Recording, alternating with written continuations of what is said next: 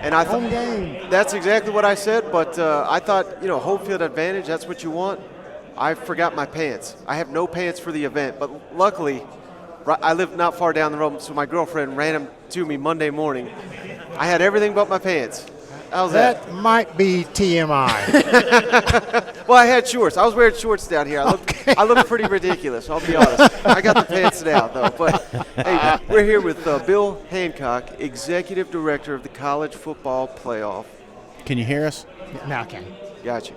Got that now? There you are. Apologize for that, Bill. Thank you so much for joining. I really appreciate it. Thank you for having me on. How's this going for you guys? A whirlwind, absolutely. Yeah. I mean, it's been one interview after another, and you're here in the great spot by the windows. On the other hand, when the storm hits, the windows kind of shake. Well, like yesterday, we had that bad one coming in. Everybody kept looking over my shoulder. I was like, maybe I should turn around and see what's going on here.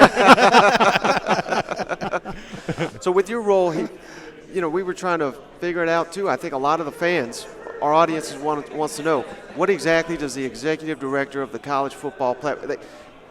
You don't pick the teams, we know that, but I think some fans may think, are you picking the teams that go to the college football playoff? I have the best job in America. Before I came here, I was 16 years with the NCAA men's basketball tournament. Mm-hmm. And by the way, we had some great tournament sessions here in Nashville, including one I did out at Vandy. Which was fascinating with the way the team benches are, out there. But my job is to put the event together. We run a big event, and that part gets lost on a lot of people who think, all we have to do is select the teams. Right.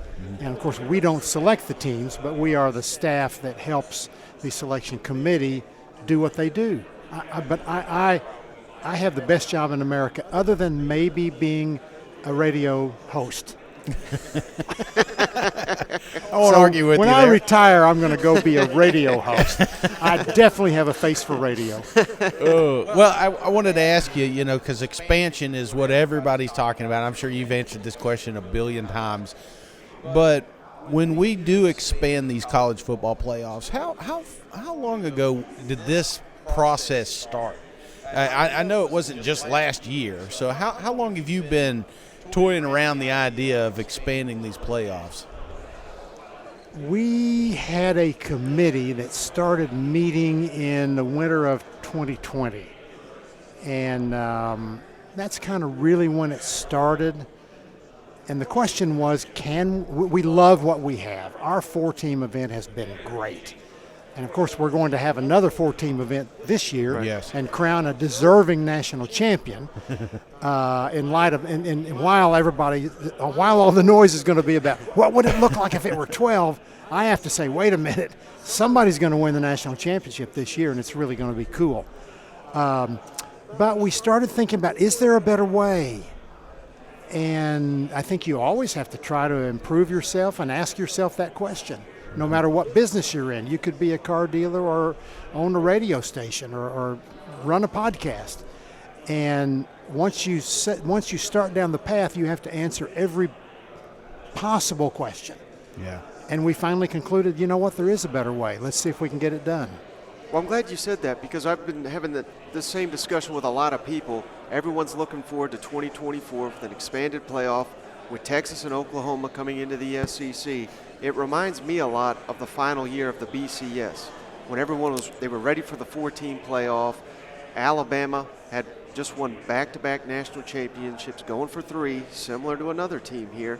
And how did that season end? It ended with the prayer at Jordan-Hare, the kick 6, a wide-open SEC won by the Auburn Tigers that no one saw coming.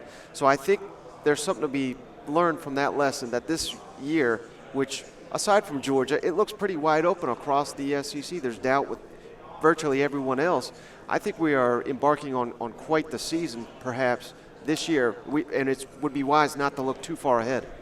Yeah, we have to celebrate this season. Yeah, I think you always have to celebrate where you are. Yeah, it's cool to look to the future, but hey, let's stay in the moment. But the 12-team event's going to be great. It's going to be.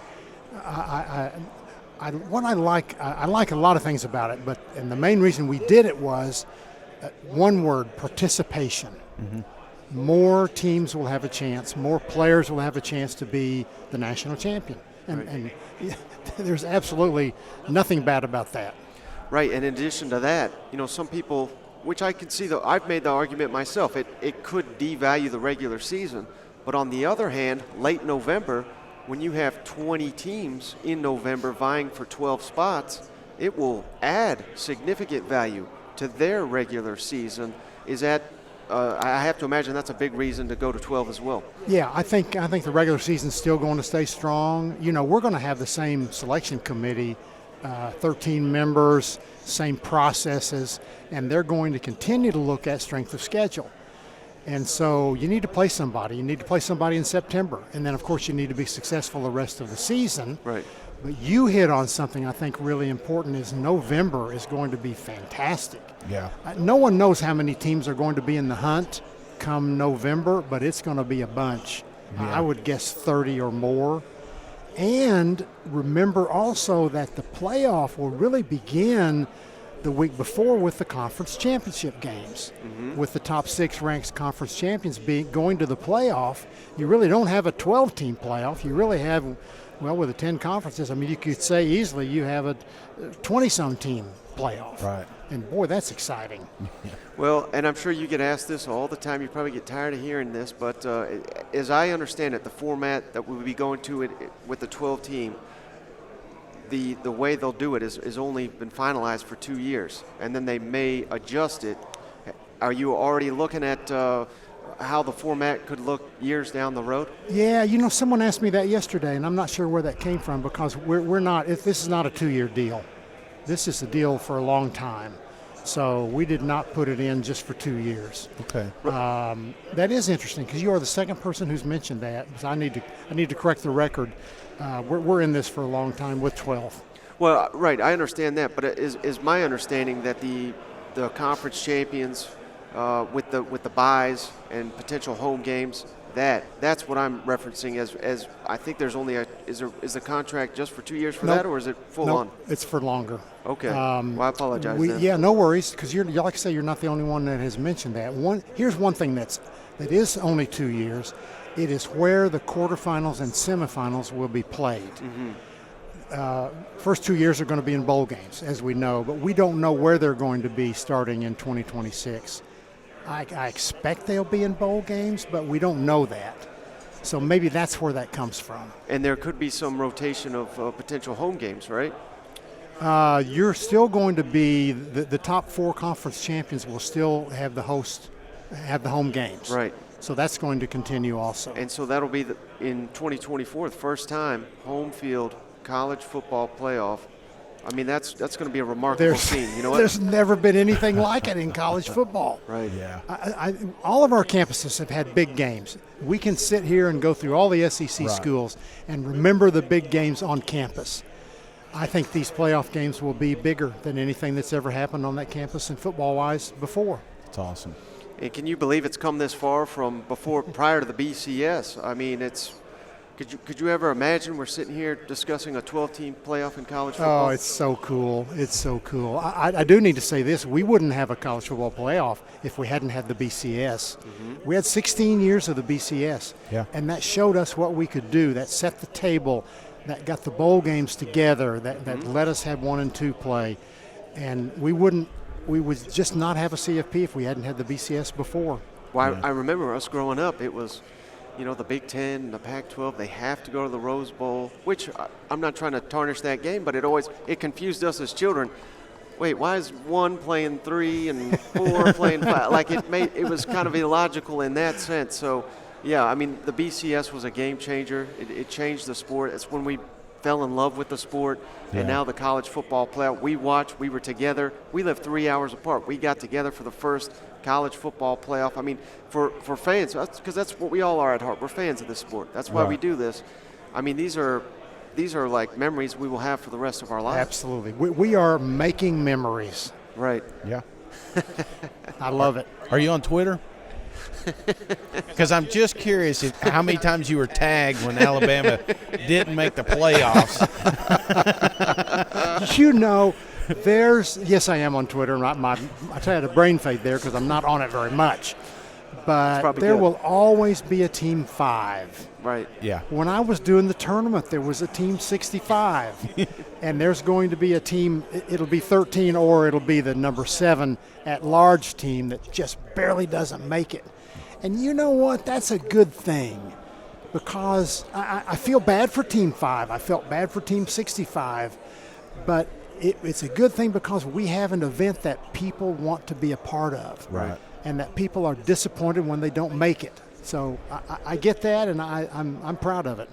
Well, we say that all the time. People get mad at us for No. whatever we No. say. We mess up a guy's name or what have you. People get so red hot. But Well, you said Jordan Hare earlier. I was thinking they're going to say Jordan Hare. yeah, you know? yeah. But hey, Yeah. without that passion, we don't have these positions, because that's why people care. That's why they care about the college football playoff, because this, to a lot of people, it means everything. And I'm very thankful that those people are out there and that they care that much. Absolutely. I could not have said that better. That's perfect. So when people get mad at you, just remember they love you. Hey, right there, that's what we're clipping up. Perfect question right there. That's my motto. All right. Thank you so much for your time and everything you've done for this this event. I mean, it's we're all leading to that goal of getting to a college football playoff, and it's just, I don't know, it's just an honor to have you here. Well, thank you. Y'all are great. I'd like to do this again. Y'all are great. Thank you, sir. Thank you very much. Take Yeah. care.